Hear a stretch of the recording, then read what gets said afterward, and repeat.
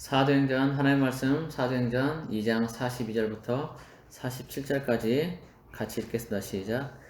그들이 사도의 가르침을 받아 서로 교제하고 떡을 떼며 오로지 기도하기를 힘쓰니라. 사람마다 두려워하는데 사도들로 말미암아 기사와 표적이 많이 나타나니 믿는 사람이 다 함께 있어 모든 물건을 서로 통용하고 또 재산과 소유를 팔아 각 사람의 필요를 따라 나눠주며 날마다 마음을 같이하여 성전에 모이기를 힘쓰고 집에서 떡을 떼며 기쁨과 순전한 마음으로 음식을 먹고 하나님을 찬미하며 또 온 백성에게 칭송을 받으니 주께서 구원받는 사람을 날마다 더하게 하시니라. 아멘. 자, 우리는 지난 시간에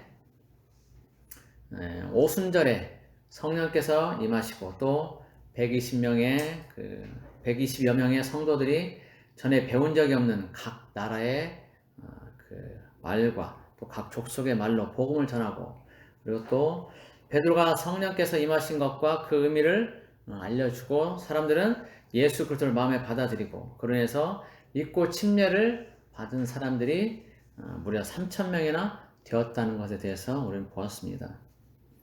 오늘 본문은 그 후의 일들에 대해서 말을 하고 있습니다. 대략 이제 크게 한 4가지 정도로 이제 볼 건데, 첫 번째는 사도들의 가르침을 받았다는 그 항목에 대해서 볼 겁니다. 그리고 두 번째는 서로 교제하며 떡을 떼고 오로지 기도에 힘썼다라는 것을 볼 것입니다. 그리고 세 번째는 서로 물건을 통용하고 재산과 소유를 팔아서 각 사람의 필요를 따라 나눠줬다라는 그런 것을 볼 것이고, 네 번째는 하나님을 찬미했다는 것에 대해서 볼 것입니다. 자, 첫 번째로 사도들의 가르침을 받았다는 것에 대해서 보겠습니다. 이것은 하루, 그냥 그날 성령이 임하신 날 하루 교육을 받은, 그냥 가르침을 받은 그런 걸 얘기하는 게 아니에요. 이거는 계속적인 걸 말하는 겁니다. 날마다 모여서 가르침을 받는 거예요. 날마다 성경 공부를 하고 날마다 예배를 드리고 그런 거죠. 성령이 임하기 전에도 예수님의 말씀을 따라서 성도들이 일주일 정도 계속 모여서 예배하면서 기도에 전념했었죠. 그 이후에도, 성령이 임하신 이후에도 이들은 계속적으로 그런 모이는 그런 삶을 날마다 모여서, 이들은 날마다. 자, 우리 거기 보면은 46절에 날마다 마음을 같이 성전에 모이기를 힘썼다 그랬어요. 날마다 모인 거예요. 날마다 모여서 예배하고 가르침 받고 그렇게 한 거죠. 이 모임은 여기 보면 성전에 모였다라고 46절에 나오는데, 성전뿐 아니라 실제로 또 각 가정에서도 모였습니다. 그래서 각 가정과 성전에서 계속적으로 모임을 계속 가져온 거예요. 예배를 드리고 나눔을 하고 이런 공동체 모임을 한 거죠. 그렇다고 해서 그들이 하나의 어떤 공동체 생활을 했냐, 그러니까 한 곳에 모여서 살았냐, 그런 건 아니라는 거예요. 각 성도의 가정을 돌아다니면서 예배 드리고 모이고 성도의 교제를 나누고 성찬을 하고 이렇게 했다는 거죠. 그러니까 성전에서 모이고 가정에서도 그렇게 모였던 겁니다. 자, 그리고 여기 보면 이제 사도라는 말이 나오는데, 사람마다 두려워하는데 사도들로 말미암아 기적과 기사와 표적이 많이 나타났다, 그렇게 되어 있어요. 이 사도들 이것은 복수죠. 복수인데 가르침을 받는 것은 단수로 나옵니다. 이 42절에 보면은 그들이 사도의 가르침을 받아 서로 교제하고 떡을 떼며 오로지 기도하기 힘쓰냐, 이렇게 되어 있어요. 사도의 가르침, 뒤에는 이제 사도들로 말미암아 이렇게 복수 나오는데 42절은 단수로 사도의 가르침이라고 나옵니다. 그러나 원어상에는 복수로 나옵니다. 모든 사도들의 어떤 가르침을 얘기하는 거죠. 근데 가르치는 것은 단수예요. 이것은 여러 사람의 사도가 가르치지만 하나의 내용을 가르쳤다는 얘기예요. 하나의 내용. 곧 하나님의 말씀과 그 나라에 대해서, 그리고 예수님이 하셨던 그 행적에 대해서 얘기를 하는 거죠. 예수님도 이 땅에 계실 때 하나님의 나라에 대해서 많이 말씀을 하셨어요. 그런 것처럼 이제 이 제자들도 예수님이 하셨던 그 말씀들과 그 다음에 행적들, 얼마나 많은 이적들을 통해서 많은 사람들을 구원했는지, 그런 것들도 이제 가르치는 거죠. 하나의 통일된 것을 가르치는 거예요.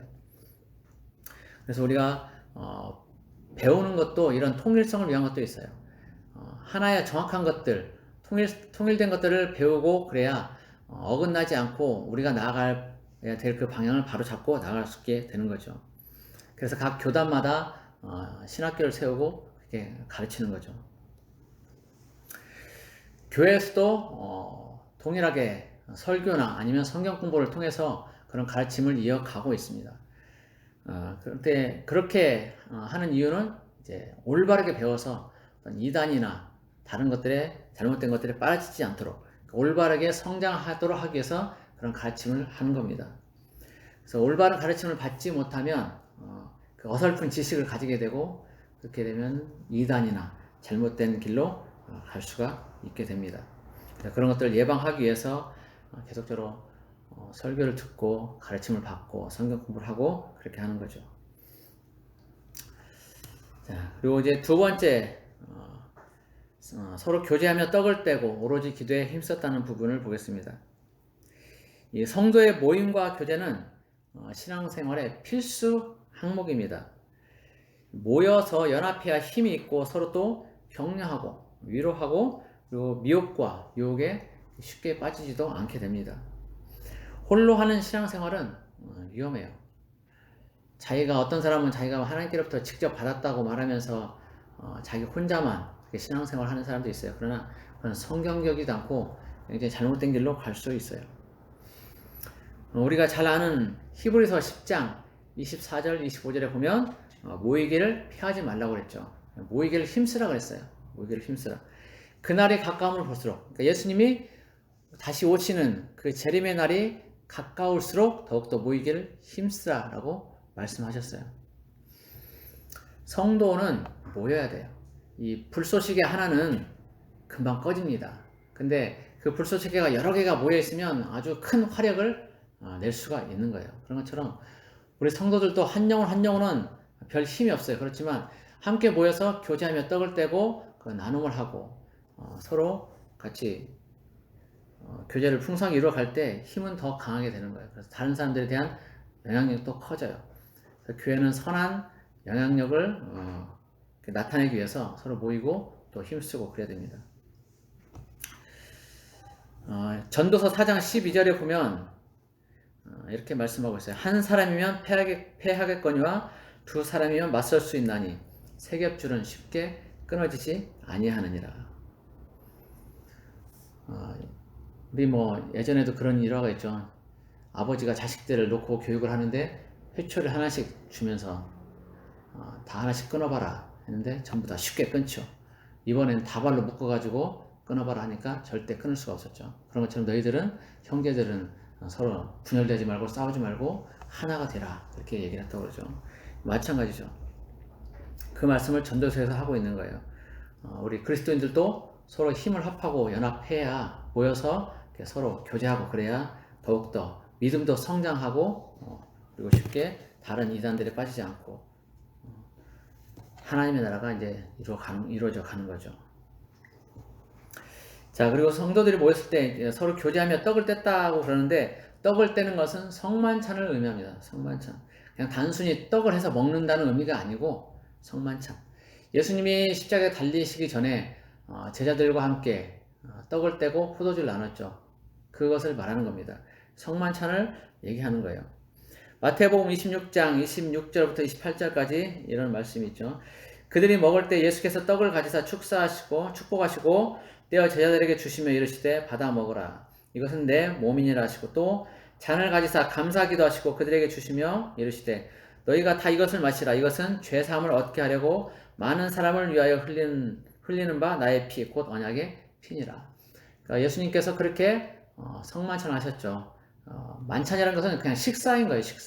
식사하면서 이렇게 의미를 주신 거예요. 이 떡, 이 잔, 이것은 내 몸과 내 피다. 내 살과 내 피다. 그러니까 너희들이 이것을 기념해라 라고 말씀하시는 거예요. 그러니까 유월절 식사 때 하셨던 그것을 이제 제자들이 계속적으로 이어가는 겁니다. 그 말씀을 기억하고 그것들을 기념하는 거예요. 주님의 살과 피를 기억하자는 거예요. 기억하자. 성만찬의 의미는 주님의 살과 피를 기억하자는 것이지 먹고 마시자는 데 있는 게 아니에요. 우리가 떡 먹고 포도주 마시고 이런 데 의미가 있는 게 아니라는 거예요. 그래서 우리가 할 때는 이제 꼭 포도주가 아니어도 포도즙을 가지고도 그렇게 하는 겁니다. 그것이 기념하는 것이기 때문에 기념. 그래서 이 당시의 성도들은 각 가정마다 돌아가면서 모일 때 이렇게 성만찬을 했었어요. 성만찬. 예수님이 그렇게 하셨던 것처럼 그렇게 똑같이. 어떤 사람들은 그 예수님이 우리가 성만찬 할 때 먹고 마시는 포도주와 그 떡이 실제 우리 몸에서 예수님의 살이 되고 예수님의 피가 된다 이렇게 말하는 사람도 있지만 그런 사람은 성경을 잘 못 알고 있는 거예요.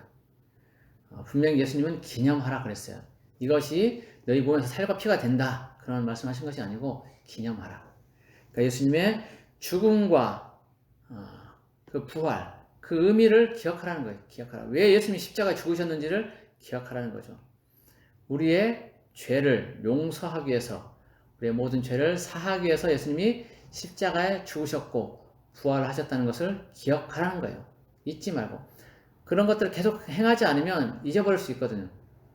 그 당시에는 이런 신약 성경이 나와가지고 이렇게 읽을 수 있는 그런 것이 아니었기 때문에 신약 성경이 아직 안 나온 그런 상태이기 때문에 예수님의 어떤 그런 행적이나 이런 말씀들 이런 것들을 기록하거나 어떤 행위를 하지 않으면 잊어버리는 거예요. 금방. 그래서 이 성만찬을 통해서 계속적으로 식사 때마다 성만찬을 통해서 기억하라는 거예요. 예수님의 살과 피를. 그래서 우리도 1년에 한 2번 정도는 공식적인 성만찬을 하지만 개개인으로 식사할 때마다 여러분들이 그걸 기억하시면 좋겠어요. 밥을 먹고 마실 때마다 떡이 아니지만 이 밥이 예수님의 살이다. 그리고 물이나 아니면 국이 있을 때 이것은 예수님의 피다. 이렇게 생각하면서 예수님의 그 살과 피를 기억하면서 식사하는 그런 우리의 모습이 됐으면 좋겠어요. 그러면 예수님 시대 이 사도들이 했던 그런 모든 행적들을 그대로 우리가 따라할 수 있게 되는 거예요. 그들은 각 가정마다 모여서 그렇게 했지만 우리는 매일 모일 수가 없잖아요. 바쁘니까. 그러면 개인 식사할 때라도 그렇게 예수님의 살과 피를 기억하고 그렇게 식사를 하면 좋겠어요. 그 성만찬을 기억하면서. 자, 그리고 또 이제 떡을 떼며 서로 교제하고 떡을 떼며 오로지 기도에 힘썼다라고 말하고 있는데 이 기도는 우리가 모였을 때 빼먹지 말아야 될 부분이죠.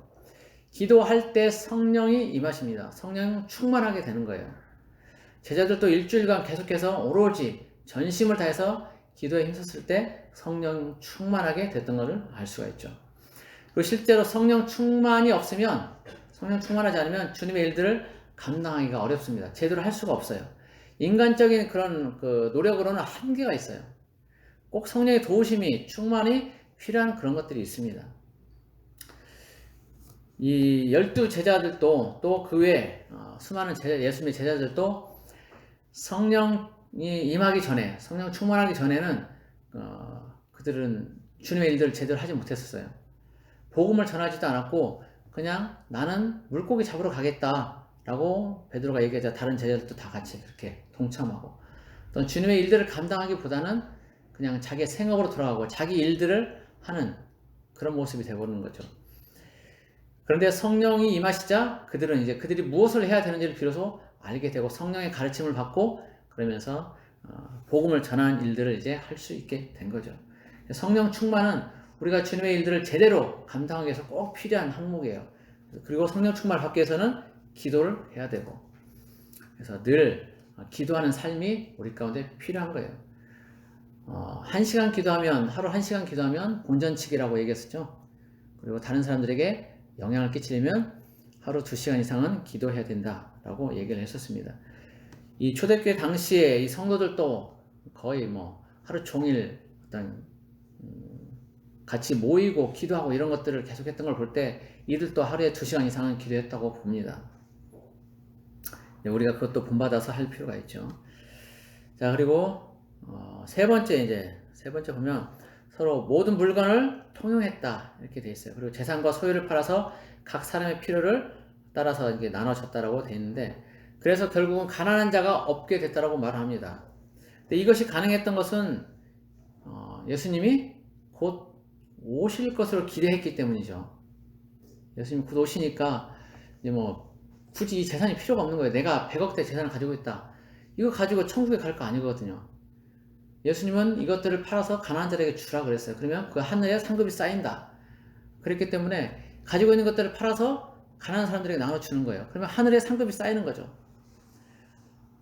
예수님이 곧 오시기 때문에 더 이상 중요한 것이 없는 거예요. 이 땅에서 중요한 것이 없어요.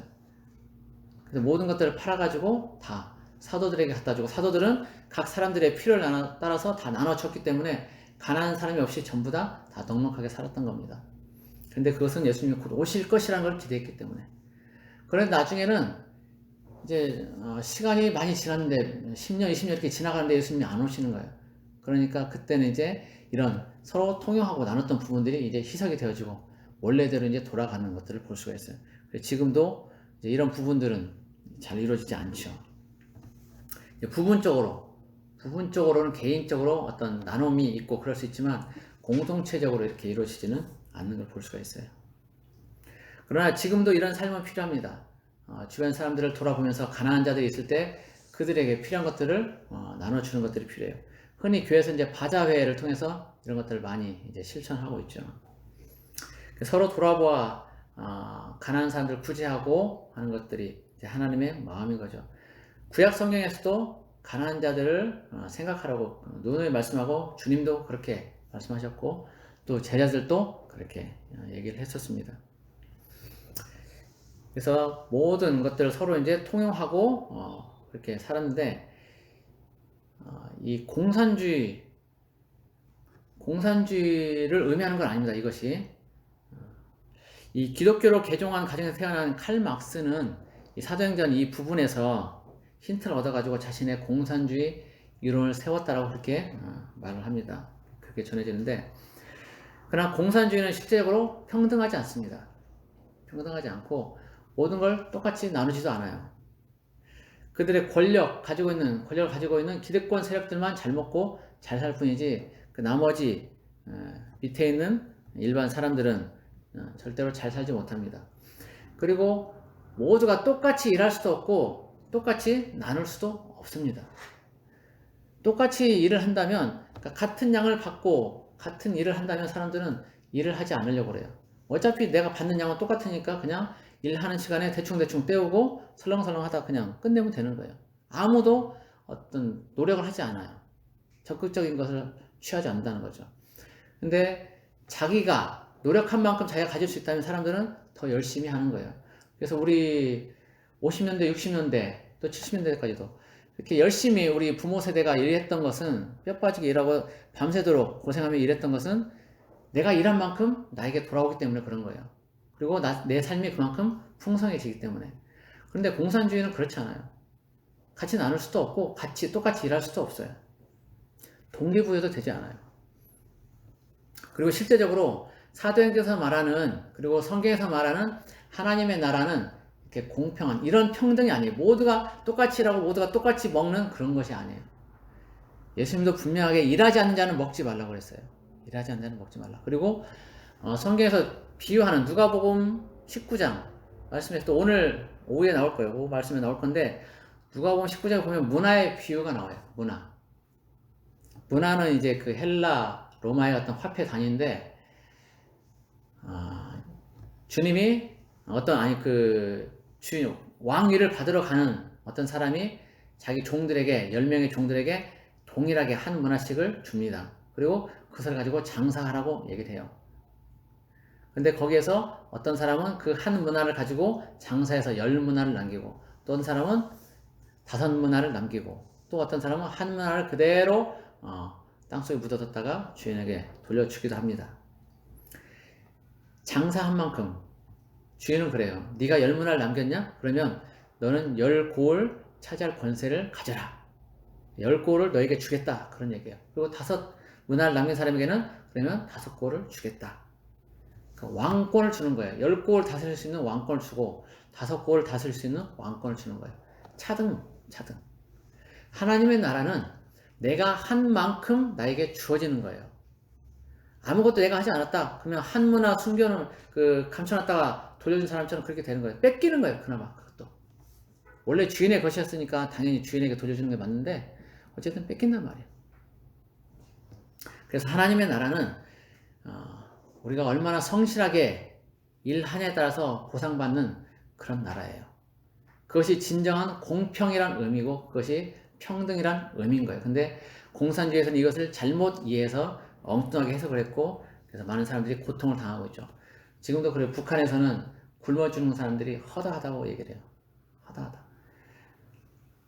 우리가 생각하는 것 이상으로 굉장히 아주 심각하게 많은 사람들이 굶어 죽어가고 있다고 그래요. 그래서 그걸 견디지 못해서 중국으로 탈출하거나 다른 나라로 탈출하는 그런 일들이 비일비재하다고 얘기를 합니다.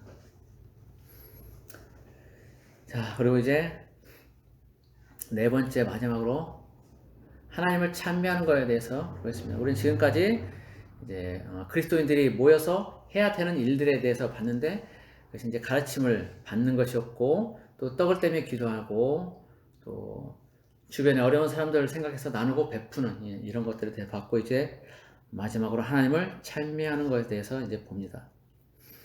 하나님을 찬양하는 것은 우리 모임 중에 필수 중에 필수 항목이에요. 실제 천국에서는 설교가 없어요. 천국에서는 찬양만 있어요. 찬양. 우리 요한계시록 보면 오로지 하나님을 찬양하는 그런 내용만 나오지 거기에 예수님이 누구를 상대 성도들 상대로 설교했다 그런 내용은 없어요. 그러니까 예배의 진정한 본질은 찬양인 거예요. 하나님의 이름을 높여드리는 거.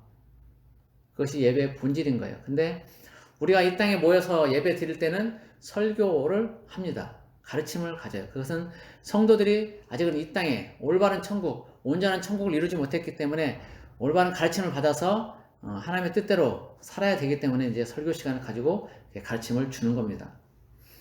그러나 종국의 예배, 마지막 날의 예배는 결국은 찬양만 남을 거예요. 근데 지금의 우리가 드린 예배는 어떻게 보면 설교를 위한 예배 같은 그런 느낌도 있어요.